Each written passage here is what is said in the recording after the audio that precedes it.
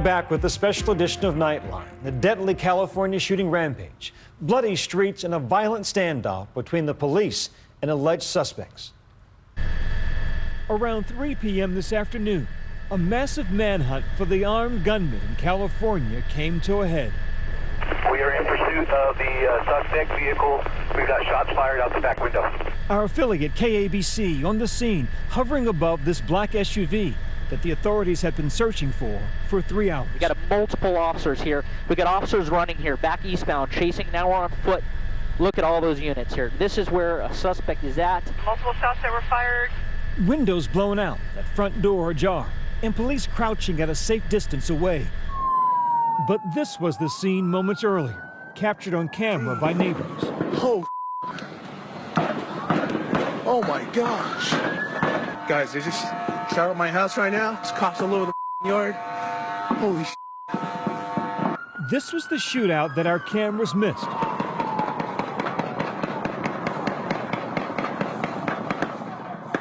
One neighbor out in the front yard, and another crouching down in his garage.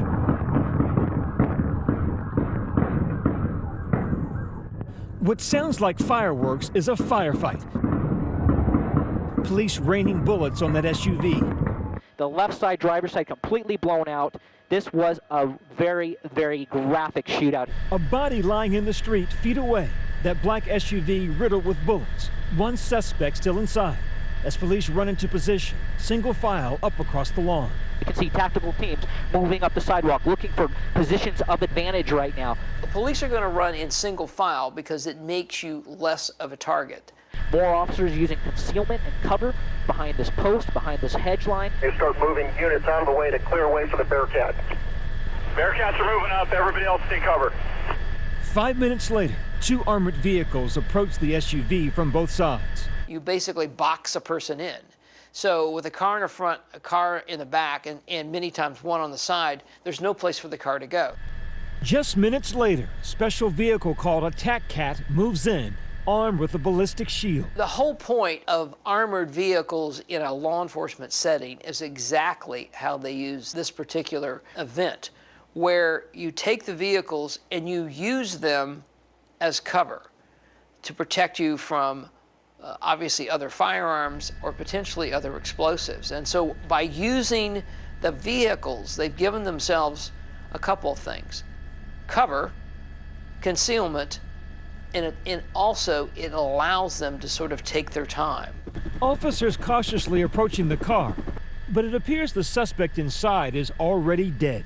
2 suspects killed at the scene, 1 male, 1 female, both armed and dressed in what police describe as dark tactical gear. They were dressed in kind of assault-style clothing, I think is probably the best way to term it. They are both armed with assault rifles. They are both armed with handguns. But all afternoon, authorities had been looking for up to 3 suspects. 1 person of interest was seen fleeing the scene. I don't have any information on who that person is yet, and we certainly do not know if they were involved. It's possible that they were not. A person of interest was detained in a nearby neighborhood, but police are now confident the shooting involved just 2 suspects. So we initially put out that we had information that there were upwards of 3 shooters. Right now, as we continue to drill down on information and the witness statements that we have, it really looks like we have 2 shooters. The investigation expanding to this home in nearby Redlands, California, that authorities believe is connected to the shooting. Going to use a robot and probably tactical vehicles to go up to this house.